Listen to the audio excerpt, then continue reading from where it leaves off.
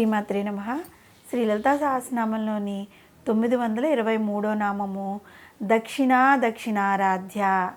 ఈ నామానికి అర్థం ఏంటి అంటే, దీన్ని కనుక మనం 2 నామాలుగా విడదీసి చెప్పుకున్నట్లయితే, అంటే దక్షిణ అనే నామము, దక్షిణారాధ్య అనే నామము, ఈ 2 నామాలు కనుక మనం తీసుకున్నట్లయితే, మనం లలితా సహస్రనామం చదివేటప్పుడు ఈ నామాన్ని ఏ విధంగా పఠించాలి అంటే, ఇక్కడ 2గా మనం తీసుకోవాలన్నమాట. దక్షిణ దక్షిణారాధ్య. దక్షిణ అంటే దక్షత కలిగిన జ్ఞానవంతుడైన, అదక్షిణ అంటే దక్షత లేని అవిద్యావంతుడైన వారి చేత ఆరాధ్య అంటే ఆరాధనలు అందుకునేది అని అర్థం. అమ్మవారు పండితుడై వేదములు అలాంటివన్నీ మొదలగు వానిలో జ్ఞానమును గ్రహించి వేదవీతమైన అర్చన చేసే పండితుని చేత అర్చనలు, వేద జ్ఞానము లేక ఎటువంటి పూజా విధులు తెలియకపోయినా పూజ చేయాలనుకునే తపన ఉన్న పామరుడు చేసే అర్చనలు రెండింటినీ కూడా అత్యంత ప్రీతితో స్వీకరిస్తుంది అని అర్థం. అంటే దక్షిణ అదక్షిణారాధ్య అంటే అటు పండితుల చేత ఇటు పామరుల చేత కూడా పూజింపబడుతూ ఉంటుంది. ఆ 2 కూడా అమ్మవారికి ఇష్టమే అని అర్థం. మనం కనుక శాస్త్రాలను పురాణాలను పరిశీలించినట్లయితే, అగస్త్యుడు మొదలైన జ్ఞానులైన ఋషి పుంగువులు జగన్మాతను ఆరాధించి ఆ తల్లి అనుగ్రహానికి పాత్రలైతే, మరొక వైపు అవిద్యాపరుడు పామరుడైన తిన్నడు, కన్నప్ప వీళ్ళు ఉన్నారు కదా, వాళ్ళ యొక్క అపారమైన భక్తితో పరబ్రహ్మ స్వరూపాన్ని ఆరాధించి ముక్తిని పొందగలిగారు కదా.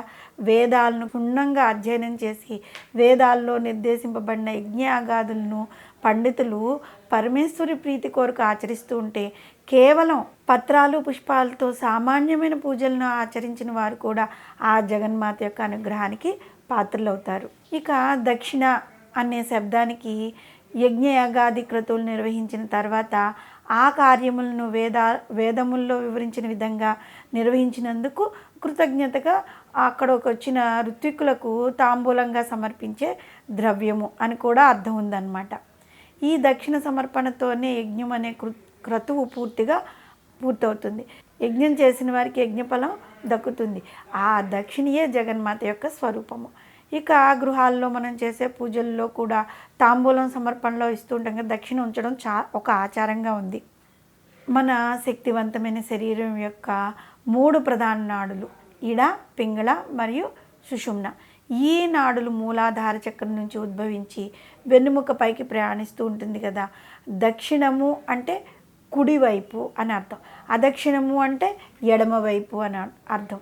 దక్షిణముగా అంటే కుడివైపుగా ఉండే పింగళ నాడితోనూ, అదక్షిణముగా అంటే ఎడమవైపుగా ఉండే ఇలా నాడితోనూ సంబంధం కలిగి ఉండి శరీరానికి యోగదండం వంటిదైన వెన్నుముక ద్వారా ఊర్ధముఖంగా ప్రయాణించే కుండలిని శక్తియే దక్షిణారాధ్య అని ఆరాధింపబడిన పరమేశ్వరి లలితాంబిక.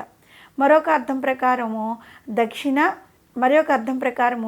దక్షిణ దిక్కుకు అధిపతి మృత్యుదేవత. అటువంటి మృత్యుదేవత చేత ఆరాధింపబడుతుంది ఆ తల్లి. దక్షిణ దిక్కు యొక్క అధిపతి చే ఆరాధింపబడింది కాబట్టి దక్షిణారాధ్య అని పేరు వచ్చింది. తైత్తిరీయ ఉపనిషత్తు మృత్యుర్ధావతి పంచమః అంటే ఆమె భయము వలన జీవులకు మృత్యుభయము తొలగిపోతుంది అని వివరించింది. మృత్యుభయం తొలగిపోతుంది అంటే ఏంటి? ఇంకా మృత్యు రాదు అని కాదు దాని అర్థము. మృత్యు భయం అన్నది ఉండదు అన్నమాట. దక్షిణ అంటే మృత్యువునకు మృత్యువు ఆ తల్లి. దక్షిణారాధ్య అనే నామంతో మనం పూజిస్తూ ఉన్నట్లయితే, మనం ఈ నామంలో తెలుసుకున్న విధంగా మృత్యు భయము అన్నది ఉండదు. మృత్యు సంభవిస్తుంది కానీ ఆ టైములో భయపడుతూ ఉంటాము. వీటినన్నిటిని వదిలి వెళ్ళిపోవాల్సి వస్తుంది అనే భయము వదిలేసి మనకి జ్ఞానాన్ని ప్రసాదిస్తుంది. మృత్యువు అంటే ఈ శరీరాన్ని వదిలి ఇంకొక శరీరాన్ని తీసుకోవడం అన్నమాట. అయితే మనం చేసుకున్న కర్మల ఫలితంగా మరొక శరీరం అన్నది మనకి లభిస్తూ ఉంటుంది.